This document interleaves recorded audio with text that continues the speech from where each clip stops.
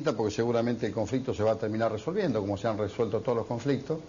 Pero bueno, en un país donde por suerte hay puja distributiva, hay discusión, entonces donde se puso en el centro de la discusión la distribución de la riqueza, a veces hay estos tironeos, pero cuando usted ve la resolución de los conflictos, todos se resuelven en el marco de los acuerdos. Normalmente, por lo menos las organizaciones que estamos dentro de la Confederación General del Trabajo, lo resolvemos de esta manera, y se va a resolver también, no tenga ninguna duda. No, ¿vos cómo lo ves?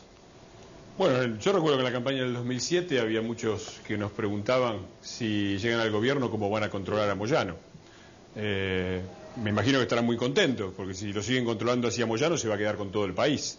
Y me parece que acá hay una responsabilidad del gobierno que le ha permitido crecer en poder hasta llegar a esto. Yo he visto paros por muchísimos motivos. Desde luego el derecho de huelga es inobjetable y forma parte de las libertades básicas de todo pueblo, pero nunca he visto en ningún lado una amenaza de paro pidiéndole impunidad frente a un exhorto de la justicia internacional. Eso es una originalidad de la Argentina acá, del señor Moyano y de este gobierno que le ha permitido avanzar en todos los terrenos hasta estar donde está ahora, que no se lo pueden sacar de encima. No, evidentemente no comparto para nada lo que dice el diputado. Nosotros tenemos otra mirada totalmente distinta. Por supuesto que es un derecho constitucional las medidas de acción directa, pero si usted toma desde el 2003 que asumió Néstor Kirchner a la actualidad, la Confederación General del Trabajo no ha realizado una sola medida de acción directa, cuando en Uruguay el PIT-CNT, que es la única central que existe en el Uruguay, por otra parte, única central en el Uruguay, que adhiere al gobierno, es parte del Frente Amplio, cuyo presidente es Mujica, en el término de 8 meses le hizo 9 paros generales. Por lo tanto, creo que la racionalidad que ha tenido el movimiento obrero ha sido muy importante y además nosotros nos sentimos identificados con este proceso socioeconómico que empezó en el 2003, que obviamente esperamos profundizar en la próxima etapa porque necesitamos cambiar los instrumentos que nos dejaron la dictadura genocida de los 70 y el capitalismo salvaje de los 90, y con esos instrumentos se está gobernando y nos dificulta para avanzar todavía en profundizar el modelo porque hay asignaturas pendientes que estoy seguro que en la próxima etapa vamos a tratar de resolver. ¿Moyano comparte este modelo o es una relación de necesidad de las dos partes? Mire, el movimiento obrero se caracteriza por su marco de compromiso y de lealtad. Obviamente que lo compartimos, le voy a decir más. No este 1 de mayo que celebramos el 29 de abril, con el acto más multitudinario que se recuerde después de las dos grandes convocatorias. Finalmente? Nosotros estimamos más de 500.000 personas por la magnitud del acto, pero bueno, número más, número menos, indudablemente después del año 83, de las dos grandes concentraciones que hizo el Partido Justicialista y el Partido Radical, no hubo un acto de esta magnitud y con la tranquilidad que se hizo, con la alegría que se hizo, con la participación que se hizo. Pero quiero recordarle un anterior acto que fue el 30 de abril del 2009, cuando todas las encuestas, y opinólogos, prácticamente era una sola voz que decía que el gobierno esa elección la perdía, por lo menos en la provincia de Buenos Aires, que después sucedió por una ínfima diferencia. Y sin embargo el movimiento obrero, cuando fue a esa concentración también multitudinaria de más de 300.000 compañeros y compañeras, claramente yo recuerdo que Moyano dijo, no solamente estamos aquí para acompañar un modelo, sino que queremos profundizarlo. Ya en el 2009, cuando si uno especulara que Moyano solamente lo une, como dicen algunos, intereses, no hubiera ido a exponerse con 300.000 trabajadores cuando era inminente que todo decía una derrota. Nadie, digamos, usted escucha, incluso yo recién escuchaba al gobernador de San Luis, ¿qué va a decir? Que va a perder. Nadie va, digamos, a una compulsa a decir que va a perder, por más que en sus fueros íntimos sepa que la patriada es muy difícil, y nosotros fuimos a ese encuentro planteando el acompañamiento que hacemos a este modelo, porque bueno, tenemos sobrados elementos y fundados elementos para decir, y ya lo hemos manifestado muchas veces, por qué acompañamos este proceso socioeconómico que comenzó con Néstor Kirchner y que hoy continúa la presidenta Cristina Fernández. Sí, no está claro que apoyan, sobre todo porque se han enriquecido mucho. Pero me gustaría tomar la cuestión de los paros. Acá la manifestación es de Moyano Hijo, que es el que dice que ante un conflicto... fue graciosa la frase en televisión, ¿no? No estábamos bloqueando las plantas, estaban los muchachos parados en las puertas al lado del camión, muy gracioso. Pero además, yo no veo cuál es la racionalidad, porque desde luego que un paro tiene su racionalidad, pero que por un conflicto en un sector petrolero la amenaza sea paramos el conjunto del país, me parece que eso no tiene ninguna racionalidad. Si a cada conflicto sectorial va a terminar en que paramos el país, termina como termina, que es que los camioneros que pueden parar el país tienen un buen sueldo, el resto de los trabajadores tienen un sueldo mucho peor, haciendo tareas a veces más delicadas y complejas, a veces, y los que están fuera del sistema, es decir, lo que el 30, 40, más del 30%, entre el 30 y 40%, según las estimaciones de la mano de obra que están en negro, no reciben nada, y ni hablar de los desocupados. Y con los paros, ya que hablamos de los paros de la dictadura, yo me permito recordar, la CGT le hizo 14 paros al gobierno del doctor Alfonsín. 13. Bueno, 13, 14, depende como hay uno en duda. Pongamos 13, tomemos la frase de 13. 13 en 6 años, son más de 2 por año. Sí. En los 10 años de menemismo, del que se siguen llenando la boca con el modelo menemista y la lucha contra el modelo menemista, duró 10 años y hicieron 2 paros, uno cada 5 años. Lo que muestra claramente, y lo mismo ahora, ningún paro a los Kirchner, y cuando amenazan un paro es para defender la impunidad de Moyano. Me parece que habla claramente de una CGT que, lejos de defender los intereses de los trabajadores, defiende los intereses de los empresarios. Y soy liviano en el término, vamos a dejarlo en empresarios, disfrazados de trabajadores que están al frente.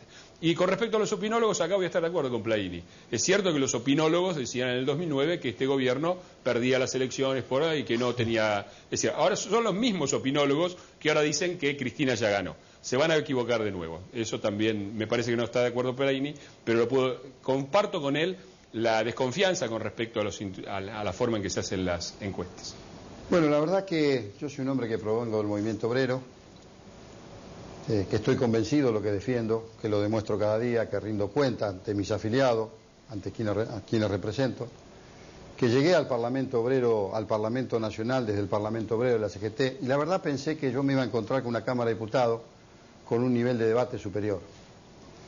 Y la verdad que me siento como un hombre, un vendedor de diario, en definitiva no soy más que eso, un vendedor de diario. Cuando escucho expresiones como la del diputado, que tiene un título, que es periodista, y otros integrantes de su propio partido, cuando utilizan la diatriba, la injuria, estas calificaciones de corruptos, ladrones, se enriquecieron, la verdad cuánto mal le hace a la democracia, porque si han algo acusado a este gobierno es de la crispación. Y yo digo, debe ser muy fea la impotencia de aquel que no puede en realidad captar el voto popular y vivir descalificando. Digo, eso le hace muy mal a la política, le hace muy mal a las instituciones, le hace muy mal a un país donde por suerte la juventud participa.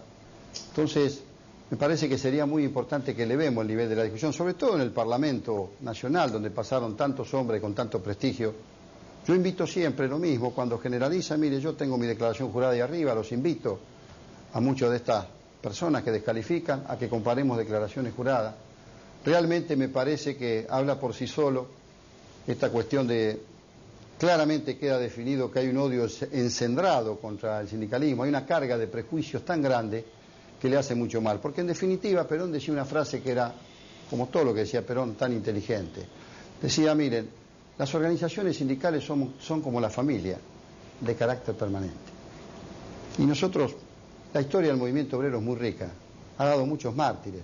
Fue el primer sector organizado que combatió con la dictadura. Yo podría hablar desde Jorge Di Pasquale, Tosco, Smith, tantísimos compañeros, Rucci, tantos otros, dieron la vida por la lucha social y por defender los derechos de los trabajadores. Y en el caso de Moyano, mire, si hay algo que puede caracterizar a Moyano es su coherencia, que es un valor que no abunda mucho, y sobre todo en la política. Moyano su organización fue parte de los 25, se le hizo el primer paro parcial a la dictadura, fue parte en los años 90 de la resistencia contra ese menemismo que bien decía el diputado, donde Moyano, que de alguna manera era depositario su organización de lo que generaba Menem al entregar los ferrocarriles, y sin embargo Moyano no se quedó tranquilo siendo depositario de eso que lo podía beneficiar, sino que fue uno de los hombres que salió a luchar, que hizo marcha, que construyó el MTA como una corriente hacia el interior de la CGT para pelear contra eso.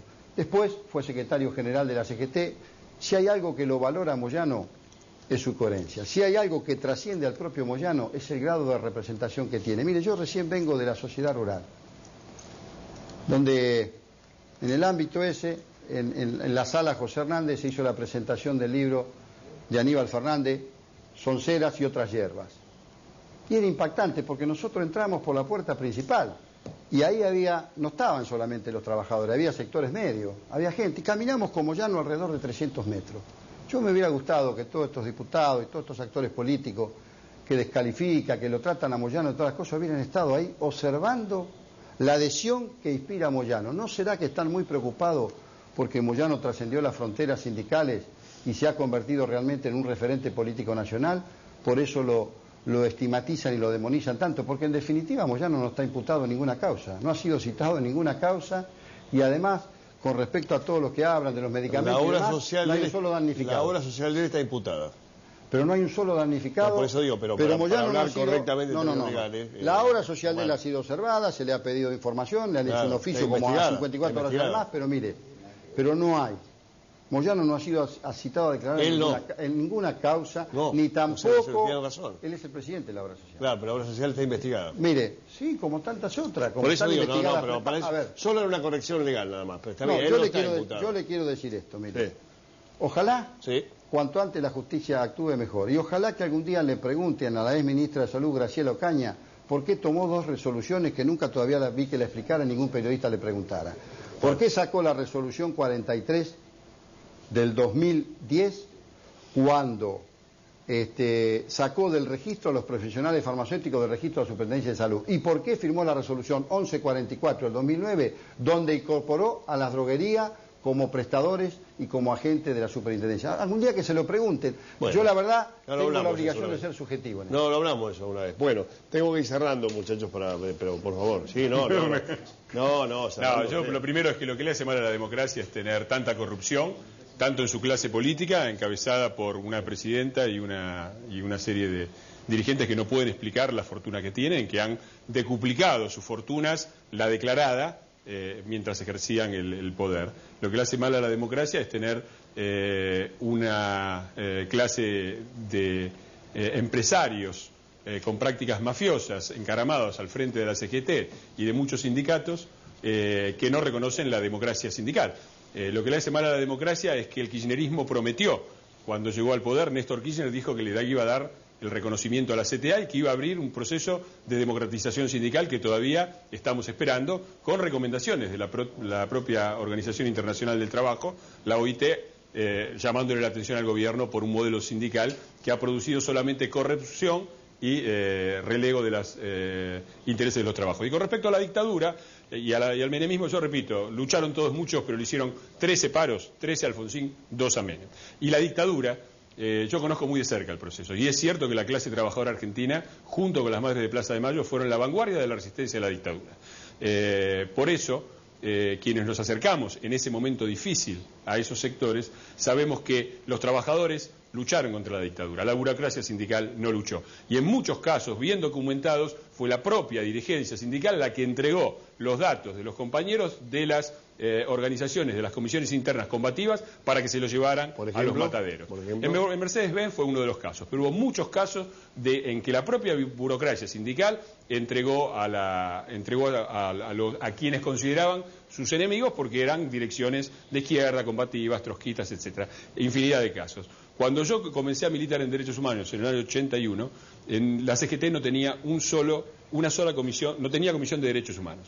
Y los únicos 2 sindicatos que tenían comisión de derechos humanos eran Cerveceros de Quilmes, que estaba el compañero Lagar, y Farmacia, que no me acuerdo quién estaba. Y no sé si tenía Guillán en Telefónicos. Los únicos, de toda la CGT. Enorme la represión sobre los trabajadores, sin duda fueron los más reprimidos. La CGT no tenía comisión de derechos humanos. Y cuando desde los sectores de derechos humanos convencimos a Ebe de Bonafini a ir a visitar Ubaldini, salió en la tapa de todos los diarios la declaración de Ebe, me echaron a patadas en el culo. Así que yo digo que los burócratas sindicales dejen de esconderse detrás de la lucha de los trabajadores y pongan la cara y empiecen a explicar de dónde salieron sus fortunas, y empiecen, ya que quieren poner un obrero, un trabajador, como presidente de la República, empiecen por tener uno al frente de la CGT. Gracias, diputado. Gracias, diputado. ¿Falta algo chiquitito? No, no sé quién deja la última palabra. No, solamente una cosa. Sí. Quiero, para no citar a Perón siempre o a los referentes del campo nacional y popular, quisiera citar a José Ingeniero, lo dije anoche en la Cámara de Diputados, que decía: enseñemos a perdonar, pero también enseñemos a no ofender. Sería mucho más importante. Gracias a los dos, muy amable. Bueno, en la última media hora nosotros tenemos un documento, y yo creo que es el más impresionante que vi sobre el tema de los robos en la capital.